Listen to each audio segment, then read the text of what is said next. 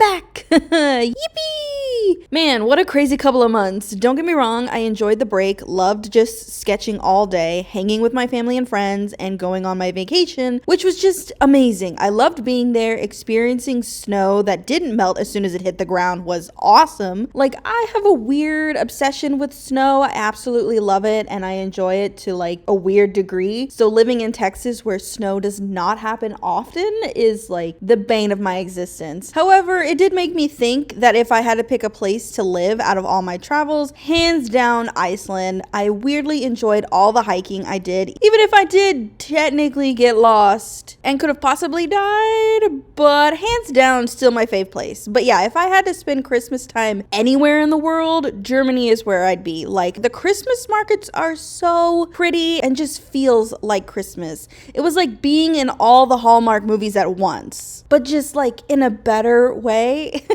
Anyway, we're supposed to be talking about Circus Baby, who I was originally going to talk about last since she's the frontrunner and star of the game, but I finished her first and I really want to talk about her. Also, again, I really don't want to hear any actually comments. We all interpret the books and games differently, plus with the added fact the books are not canon to the games but are canon to the universe, which just makes it that more complicated. But still, I won't be referencing the books due to the weirdness of the canon universes. So just take the books out of your mind because I'm not including them in any of what I'm going to talk about when it comes to the FNAF stuff. Anyway, to me, Circus Baby is probably the weirdest addition to the Fazbear family, and it makes me wonder what Afton was thinking when he made her, besides the kidnapping part. Like he made a humanoid animatronic. Yeah, he also made Ballora, but I'm gonna go on a hunch and say that he made Baby first. And it's just like, why? We know he planned to make Sister Location different-ish to the OG place, but I mean, he could have just made a girl Freddy or a different animal animatronic and called it a day, but he didn't. And it makes me wonder if he only made Circus Baby because he couldn't think of a circus type animal, or just because it's Afton and he has no real creativity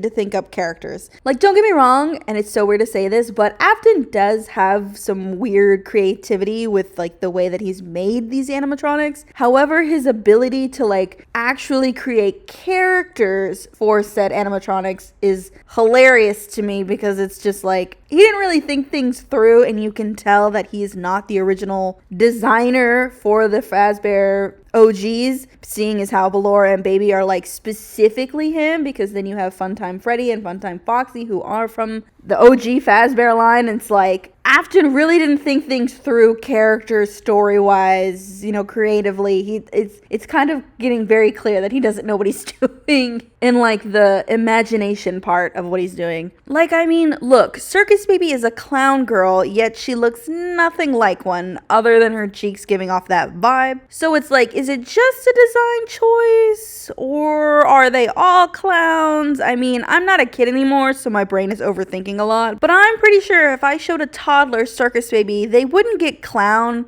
or maybe they would. I don't know many toddlers. Anyway, I do want to say I still love Circus Baby. She's still very interesting and a unique build. I mean, obviously she's a humanoid animatronic. That's really rare in the FNAF games. Well, I don't know. Do Sun and Moon count as humanoid animatronics?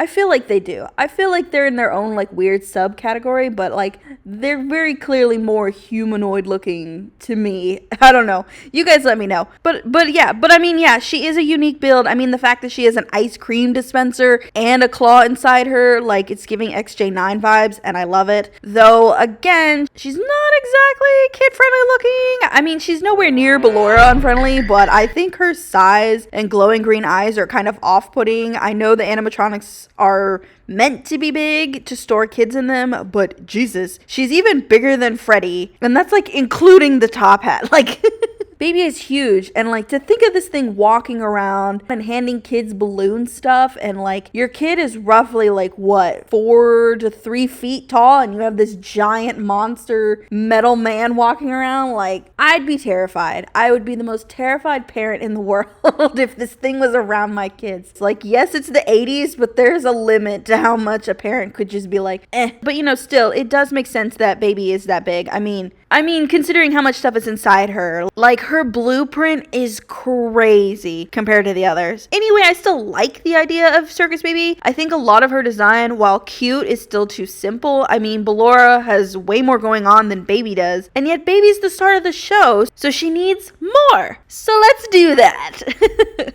So when redesigning Circus Baby, I knew I wanted to really focus on the circus part, really sell that each animatronic is circus themed and each one had a different role. And since Baby is said to be a clown type animatronic, I figured I'd just up the clown theming. However, that was actually a lot harder than I thought. Like there's so many different clown types and outfits that it kind of overwhelmed me in my design process. Plus, I tried really hard to keep her skirt, but nothing felt right and the skirt just felt in the way. Plus, with Circus Baby being the fan favorite and needing to be closer to kids, a metal skirt just seemed wrong.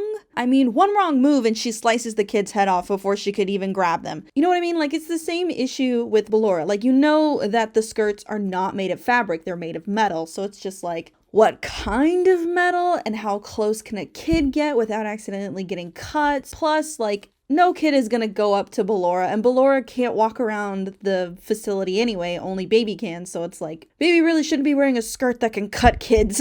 It just seems wrong. And again, I know it's the 80s, but I mean, common sense, people, right? Anyway.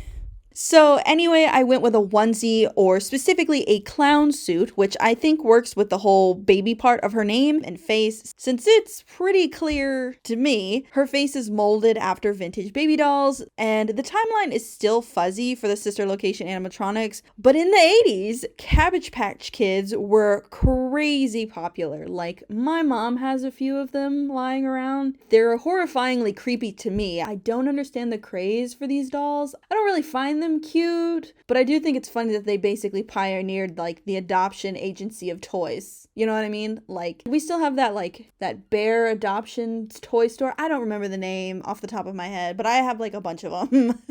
Anyway, though, I can't help but see the Cabbage Patch doll face in Baby's face, so a onesie felt like a great fit. Plus, it gives her a reason to look so big, since a clown suit is designed to be big and baggy. I know there are a couple clown suits that are stuffed, or some that have like the drop pants mechanism, but I prefer the stuffed look. I think it's a lot cuter. I know it's mostly done with dolls, but the stuffed look is so much cuter. Like this baggy sack potato look, no, I don't like it. I did add some extra stuff though to make up for the skirt being gone, and again to sell the clown look, I reworked her shoulder ruffles into a clown collar, gave her puffy shoulders, and made her forearm plates bigger since she can dispense balloons out of her hands.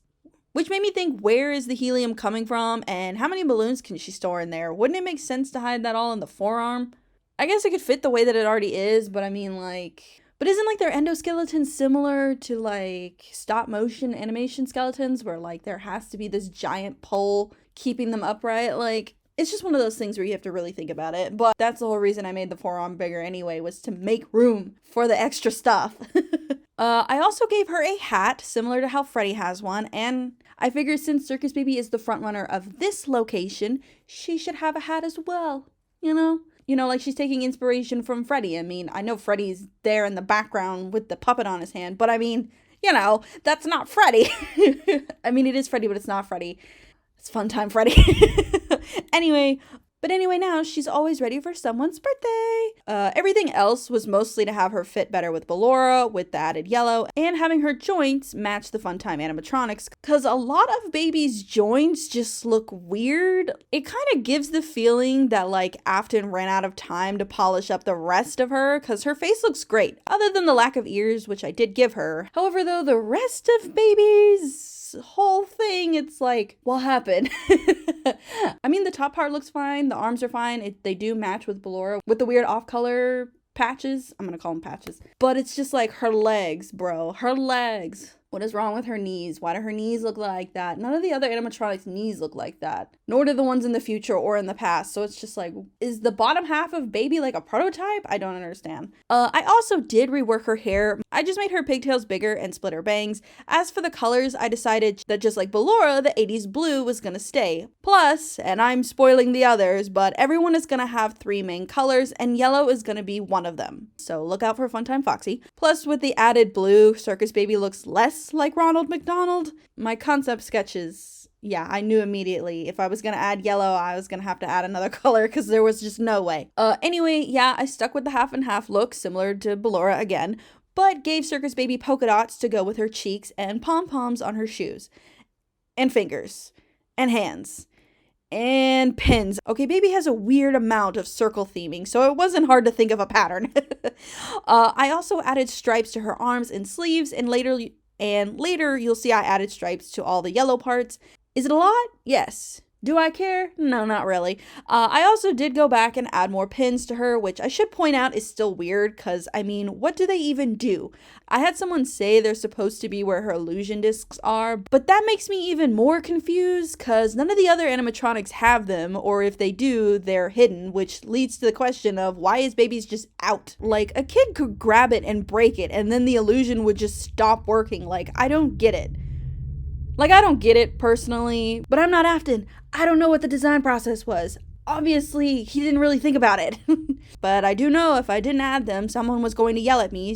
So yeah, there they are. And lastly, the belt, fan, troll, gem thing. It's probably the one thing I truly don't like about Baby's design. Like, I can overlook a lot of Circus Baby, but that fan thing is just off to me. Like, it's kind of the first thing I look at, plus I feel parents would have been more not okay with an animatronic fan just out for kids to touch. But again, it was the 80s, so I guess one kid's finger was nothing, but I mean, Afton could have painted it at least. So that's what I did. I made it more into a belt. Well, it's painted to seem like a belt, but I colored the fan to look more like a flower, kind of like those flowers in the animation of Elizabeth getting scooped, so like foreshadowing, or I guess more like a theory. A game. Nope. Never mind, not doing it. Oh, I also gave Circus Baby eyeshadow. For a clown, she has like not enough makeup on. That's like the signature look of clowns, is the makeup. You know, the thing that terrifies children. At least for me. I don't know what it is about clown makeup, but it makes me very unsettled. Anyway, this was so much fun. I absolutely love this design, and I'm super excited to show you guys Funtime Foxy. They look so cute. Ugh. And again, I know I said in the Ballora video that I was gonna try and make these guys look scary, but it's just like, I kind of don't want to. But also, if I did show you guys how I would make them scary, I don't think they would be scary in you guys' mind, but more like my mind. And I feel like what I find scary, other people don't find scary. Plus, I mean, honestly, all I would really do is remove a few things, make the colors more muted, have their eyes glow, and then like, I don't know. I think maybe like have their fingers be ripped off, so like it's more like a claw, because honestly when Baby's chasing me and I look at her hands, I can't help but laugh. But yeah, maybe I'll do like some side sketches and I'll just post them in the community tab, because I don't really feel the need to talk about the scary aspect of the animatronics, because I mean, they're supposed to be scary. That's the whole point of the game. However, they're animatronics designed for kids, so they're not supposed to be scary. Plus, Security Breach, I mean, the animatronics were horrifying, but that's because they were falling apart. Like, out and about running around, they were not terrifying. Like, if I was a child at Security Breach, I'd be having a ball. Well, maybe not a full ball, because Sun and Moon would have made Kid Brittany piss herself. Like, they don't have eyes. It's just constant white blankness, and it's just like, why do they not have eyes? Why do they have eyes in their poster, but not eyes on the animatronic? Like it's really weird, and the face sculpt is just a lot. Like, it kind of reminds me of like those up close shots from SpongeBob. Plus, only their legs are covered in fabric. I think if their arms had the same thing going on, it'd make them more friendlier looking, or I guess softer. But yeah, nothing can truly fix Moon. That voice would have made me never want to come back. Oh, and DJ Music Man. I don't know who thought that was a great idea, but Jesus Christ, I can't even imagine dancing with that thing hovering over me. So, possible redesigns for Sun and Moon and DJ Music Man. Anyway, next video will be Striker. I'm gonna try and get as many things done and ready before Hazbin Hotel drops. I'm really excited to review it. Though I think I've doomed myself by suggesting I'll be playing a drinking game while I watch on how many times a character's hairline floats into the ether, but maybe I'll just do it for the first episode and work from there, you know, because like, there's 8 episodes and I really do not want to be hammered for every single episode that comes out. I would really like to pay attention to what's going on. Though I would like to say I'm kind of surprised they're dropping 4 episodes for the early access thing they had, and then we'll get like 2 episodes every other week, I believe. So yeah, gonna be a quick ass review of season 1. Did not see that coming, and it kind of just makes me think that A24 and Amazon is like, just put it on the site, we don't want to deal with it anymore, and that gives me bad vibes. So anyway though, remember to like, comment, share, and subscribe. It really helps out the channel and me. I hope you all have a super fantastic day, and I'll see you in the next one. Bye! Also, Happy New Year. I know that was like a few days ago, but it's New Year's Eve while I'm recording this, so